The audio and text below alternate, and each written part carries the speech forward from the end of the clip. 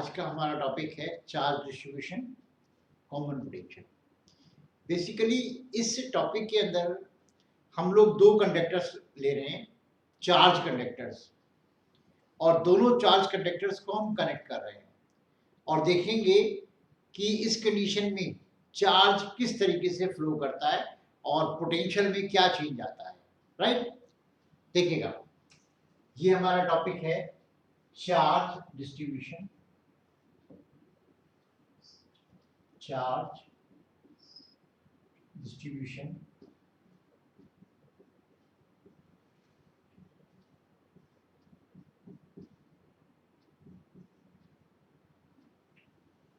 देखो बेटा, एक मैंने ये कंडक्टर लिया ए कंडक्टर और दूसरा मैंने कंडक्टर लिया बी कंडक्टर। मान लीजिए इसका कैपेसिटेंस C1 है, इसका कैपेसिटेंस C2 है।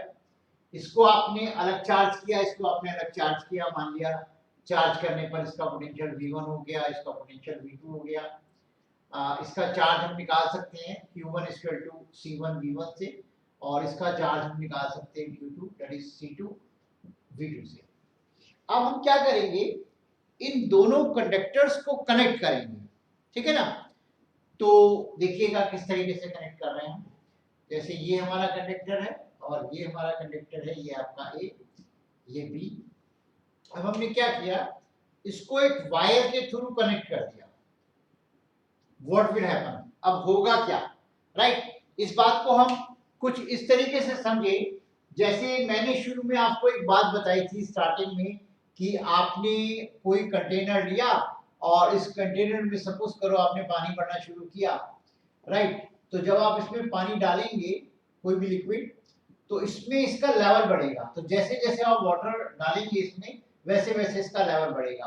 तो इस बात को हम ऐसे लिख सकते हैं, water is directly proportional to water level, right. तो इस चीज को हमने यहाँ समझा था कि अगर हम कोई कंडक्टर ले रहे हैं और उसको हम चार्ज कर रहे हैं, राइट, तो charge given to conductor is directly proportional to rising potential. तो जैसे जैसे वाटर डालेंगे तो लेवल बढ़ेगा, वैसे वैसे यहाँ पे चार्ज भरेंगे तो उसका राइजिंग पोटेंशियल होगा। क्लियर। तो अब आप ये चीज देखिएगा, मान लीजिए आपने एक कंटेनर ये लिया, इसमें आपका यहाँ तक आप लेवल दिखा रहे हैं, पानी भरा हुआ है, और एक कंडक्टर आपने जो है वो ये ले लिया, ठीक है ना। और आपने क्या किया, इसमें सपोज करो जो है यहाँ तक लेवल है वाटर का, और अब आपने क्या किया, इसमें आपने पाइप से इसको कनेक्ट कर दिया था, ठीक है ना, राइट।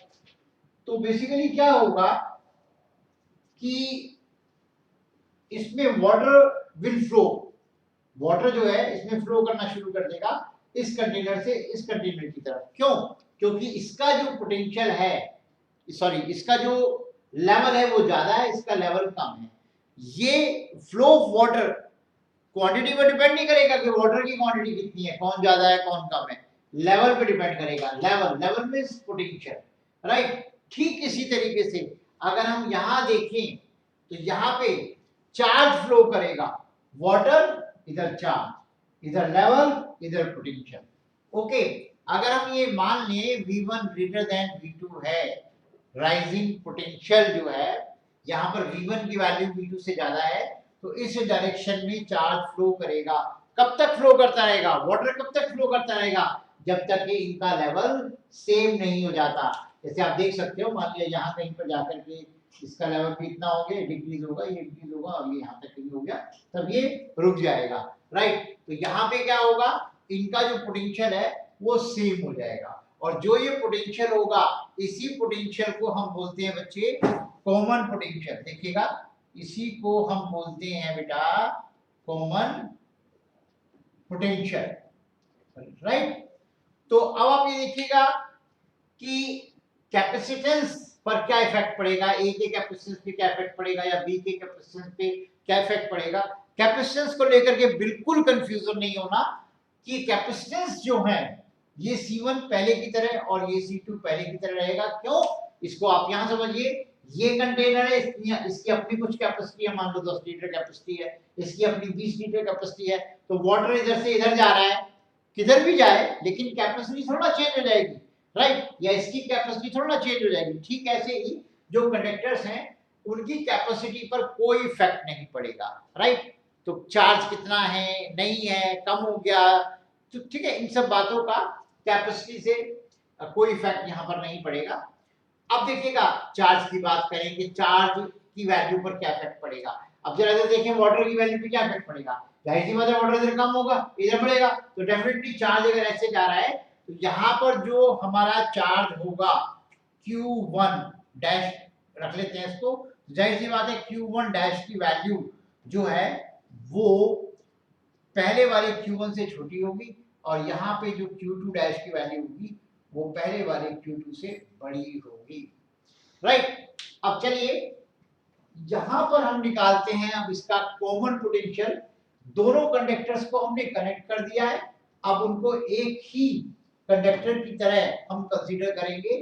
तो कॉमन पोटेंशियल निकालने के लिए हम फॉर्मूला यूज करेंगे V equal to Q upon C, यानी total charge upon total capacitance, that will be Q1 plus Q2 upon C1 plus C2। इसको हम Q1 dash plus Q2 dash कर लेते हैं, total charge, right, upon total capacitance. हालांकि Q1 dash plus Q2 dash को हम Q1 plus Q2 लिख लेते हैं। ये चीज समझिएगा बेटा, यहाँ पे एक इंपॉर्टेंट पॉइंट ये है कि जो टोटल चार्ज है, ठीक है, वो कांस्टेंट रहेगा, राइट, यानी जो वाटर था, टोटल वाटर कंटेनर का, ठीक है ना, फ्लो होने से पहले और फ्लो होने के बाद टोटल तो सेम रहेगा। इसका अर्थ बिल्कुल भी ये नहीं है, कुछ बच्चे गलती से मान लेते हैं कि इसका मतलब Q1 is equal to Q1 dash and Q2 is equal to Q2 dash, ऐसा बिल्कुल भी नहीं है। इस बात को लेकर के कंफ्यूजन क्रिएट मत करना अपने दिमाग में, ठीक है ना। तो चलिए खैर, तो यहाँ पे मैं Q1 की वैल्यू मुझे मिलेगी C1V1 और Q2 की वैल्यू C2V2। तो हमारे पास कॉमन पोटेंशियल हो गया, कॉमन पोटेंशियल हमारे पास हो गया बच्चों V is equal to Q1, ये वैल्यू मैं पुट कर देता हूँ, ये आपका हो गया C1V1 plus C2V2 upon C1 plus C2। ये हमें कॉमन पोटेंशियल मिल गया। अब जो चार्जेस हैं वो मैं बता देता हूँ, यहाँ पे जो नए चार्जेस होंगे, नए चार्जेस जो आपके होंगे, एक कंडक्टर पे होगा Q1 डैश जिसकी वैल्यू हम निकालेंगे C1V से, और Q2 डैश होगा जिसकी वैल्यू हम निकालेंगे C2V से। अगर वो आपसे पूछे कि चार्ज कितना ट्रांसफर हुआ है, तो आप देखिए पहले चार्ज था Q1 और बाद में रह गया Q1 डैश, तो कितना चार्ज ट्रांसफर हुआ ये निकालना आपके लिए बहुत इजी हो गया। चार्ज ट्रांसफर्ड ये आपके पास हो जाता है कि Q1 माइनस Q1 डैश, इससे आप निकाल सकते हैं, या फिर Q2 डैश माइनस Q2 से भी आप चार्ज ट्रांसफर्स निकाल सकते हैं। तो बच्चों अभी हमने डिस्ट्रीब्यूशन ऑफ चार्जेस स्टडी किया, कॉमन पोटेंशियल देखा, उसी पर बेस्ड मैं एक न्यूमेरिकल ले रहा हूं। न्यूमेरिकल आपके सामने है, चलिए स्टार्ट करते हैं। Each of two charged metallic spheres of radii 15 centimeter and 10 centimeter, मतलब दो कंडक्टर्स दिए हैं, स्फेरिकल कंडक्टर, जिनकी रेडियस हमें दी हुई है 15 centimetre and 10 centimetre, has plus 100 microcoulomb of charge. तो यहाँ पे देखिएगा, क्वेश्चन को साथ साथ हम समझते रहेंगे। आपको ये R1 दिया हुआ है 15 सेंटीमीटर, राइट, और ये आपका R2 दिया हुआ है आपको 10 सेंटीमीटर। तो जाहिर सी बात है इसमें हम इसका कैपेसिटेंस निकाल सकते हैं, इसका भी कैपेसिटेंस निकालेंगे, और इसमें हर एक पर चार्ज हमें दिया हुआ है, इस पर चार्ज आपका है प्लस 100 माइक्रोकूलम, और इस पर भी सेम वैल्यू है, ये आपको दी हुई है 100 microcoulomb, right. They are connected by a wire, find the common potential. उन दोनों को हमने वायर से कनेक्ट कर दिया, बिल्कुल सेम वही पोजीशन है जो हम टॉपिक में आप पढ़ रहे थे। ये आपका दोनों कंडक्टर, इसको हमने वायर से कनेक्ट कर दिया, राइट। तो अब कॉमन पोटेंशियल निकालने के लिए हम यूज करेंगे common potential V is equal to total charge यानी Q1 plus Q2 upon C1 plus C2, right. इसमें आप देखिएगा मैं C1 C2 की वैल्यूज यहाँ पुट करता हूँ, Q1 प्लस Q2, और मैंने ये फॉर्मूला रखा 4 पाई एप्सिलॉन नॉट, ये मैं कॉमन ले लेता हूँ, R1 प्लस R2। अब मैं इनकी वैल्यूज रखने जा रहा हूं तो मुझे V यहां से मिलेगा, ये आपका हो जाएगा 100 प्लस 100 यानी Q1 प्लस Q2, और इसके साथ में माइक्रो कूलम है तो उसको कूलम में चेंज कर लेता हूं। 4 पाई एप्सिलॉन नॉट की वैल्यू होगी 1/9 into 10⁹, और R1 प्लस R2 ये आपका हो गया 15 प्लस 10, ये सेंटीमीटर में है तो आप इनको मीटर में कन्वर्ट कर देंगे, राइट। तो देखिएगा हमारे पास ये आएगा 200 into 10⁻⁻6 अपॉन ये आपका 25 into 10⁻², और ये आपका हुआ 9 into 10⁹, ठीक है ना।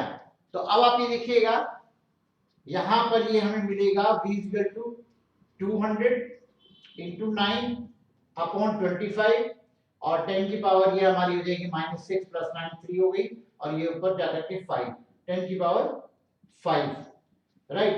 तो ये हमारे यहाँ से आपके पास आ जाता है 72 into 10⁵, यानी कि 7.2 into 10⁶ वोल्ट जो है हमारा कॉमन पोटेंशियल हमें मिल जाता है। यानी कि जब हमारा ये चार्ज कंडक्टर था, ये चार्ज कंडक्टर था, इस पर Q1 इतना था, Q2 इतना था, हमने इसको कनेक्ट कर दिया, ठीक है ना। तो कॉमन पोटेंशियल जो है चार्ज का फ्लो हुआ और कॉमन पोटेंशियल हमारा इतना हो गया, राइट। अब आप ये देखिएगा आगे इसने कहा है कि final charge on each sphere, final charge हम निकालेंगे यहां पर। अब आप देखिएगा जो फाइनल चार्ज हमारे होंगे, फाइनल चार्जेस हमारे हो जाएंगे, तो हम Q1 डैश लेंगे, Q1 डैश हो जाएगा C1 into V, राइट।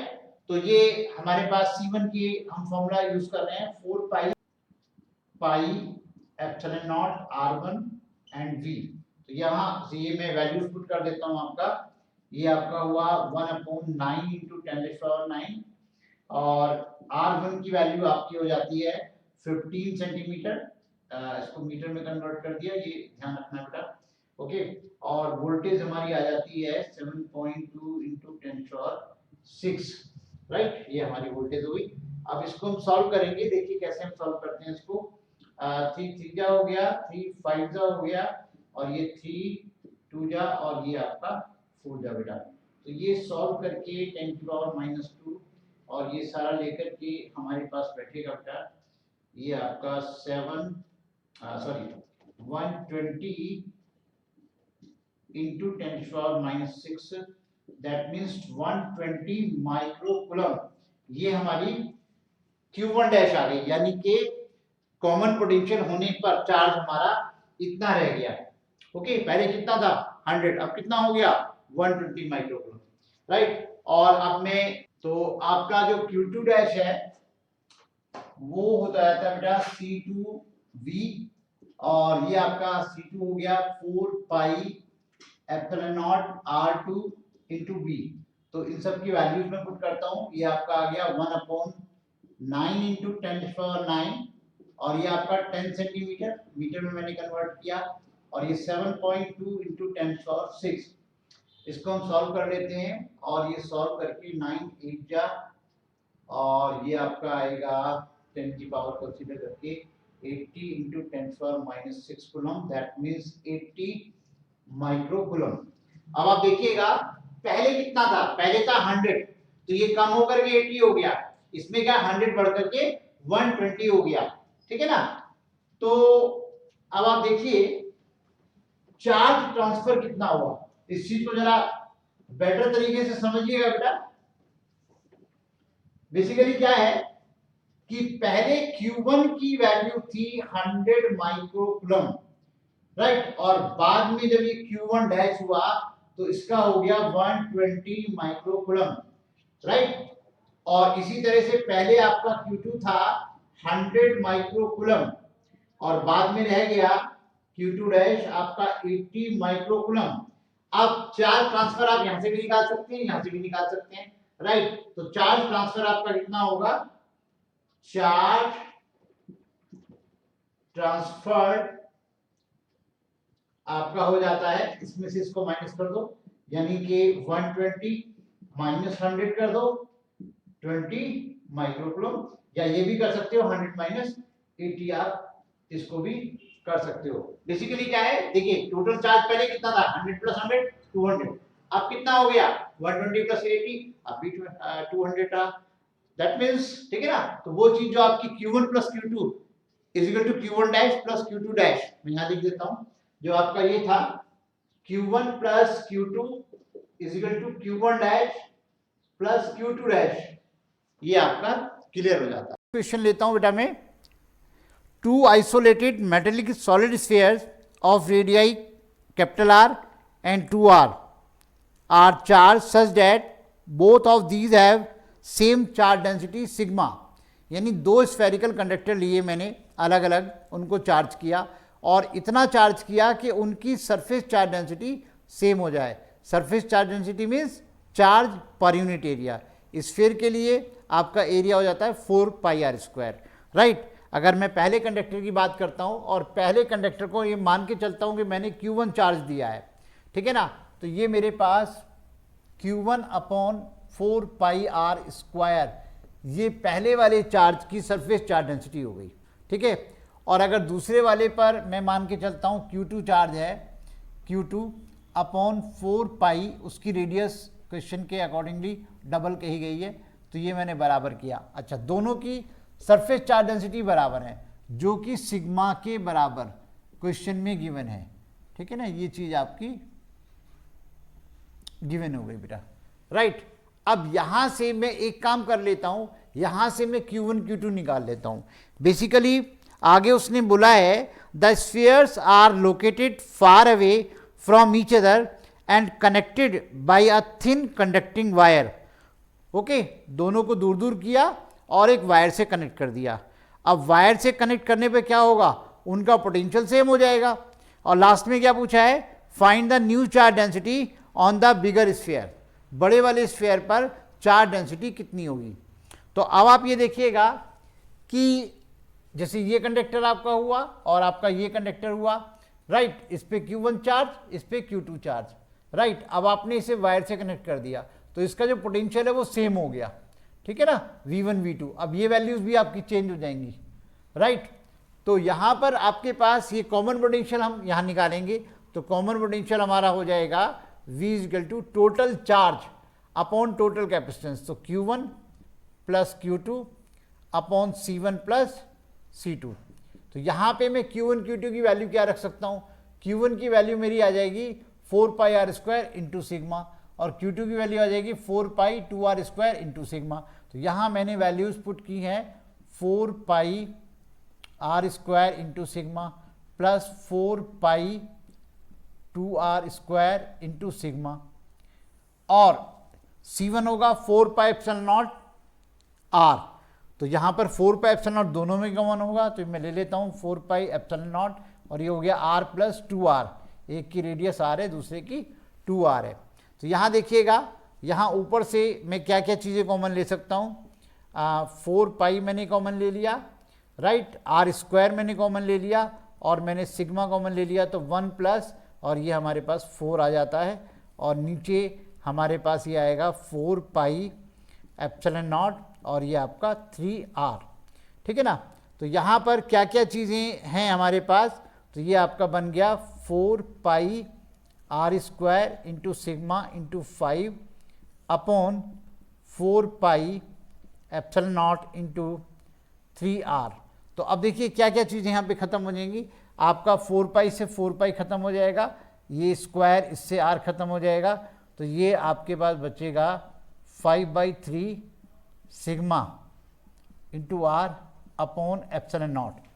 ध्यान दीजिएगा 5/3, ये सिग्मा रह गया, r रह गया और नीचे आपका ε0, ये आपका कॉमन पोटेंशियल आ गया, ठीक है ना। अब उसने क्या कहा है, क्या बोला है उसने, new charge density on the bigger sphere. वैसे वो स्मॉल स्फीयर की भी पूछ सकता था, लेकिन यहाँ पर उसने केवल बिगर स्फीयर की पूछी है। तो अब आप ये देखिएगा कि यहाँ पर मैं थोड़ा सा ऊपर से रिमूव कर देता हूँ बेटा। तो यहाँ पर बच्चे न्यू सरफेस चार्ज डेंसिटी जो होगी फॉर बिगर स्फीयर, उसको हम सिग्मा डैश मान लेते हैं, राइट। तो बड़ा जो चार्ज है वो आपका है Q2 डैश अपॉन 4 पाई 2r स्क्वायर। अब Q2 डैश हम कैसे निकालेंगे, Q इक्वल टू CV हो गया, तो यहाँ आपका हो जाएगा CV अपॉन 4 पाई r स्क्वायर इंटू 4। तो C2 की वैल्यू पुट कर देता हूँ मैं यहाँ पर, तो ये आपका हो जाएगा C2 हमारे पास हो गया 4 पाई एप्सिलॉन नॉट 2r और V मेरे पास हुआ 5/3 sigma upon epsilon not into r upon 4 pi r square into 4, right. तो ये मेरे पास सिग्मा डैश की वैल्यू मुझे यहाँ मिल रही है। तो आप देखिएगा यहाँ से ये r स्क्वायर आपका ये ख़त्म हो गया, 4 पाई से आपका 4 पाई ख़त्म हो गया, राइट। और ये आपका रह जाता है, ये 2 से ये 2 जा चला गया। तो यहाँ पे सिग्मा डैश की वैल्यू मुझे मिलती है बेटा, ये आपकी मिल गई 5 सिग्मा, इधर एप्सिलॉन नॉट से एप्सिलॉन नॉट भी ख़त्म है, तो 5 सिग्मा अपॉन 6, ये मेरा फाइनल आंसर है बच्चों, राइट। मैं समझता हूँ कि आप पहले थ्योरी पार्ट करेंगे और उसके बाद इन दोनों न्यूमेरिकल्स को बहुत अच्छे से समझेंगे, आपको कहीं कोई प्रॉब्लम नहीं आएगी बेटा। ओके, दैट्स ऑल बेटा।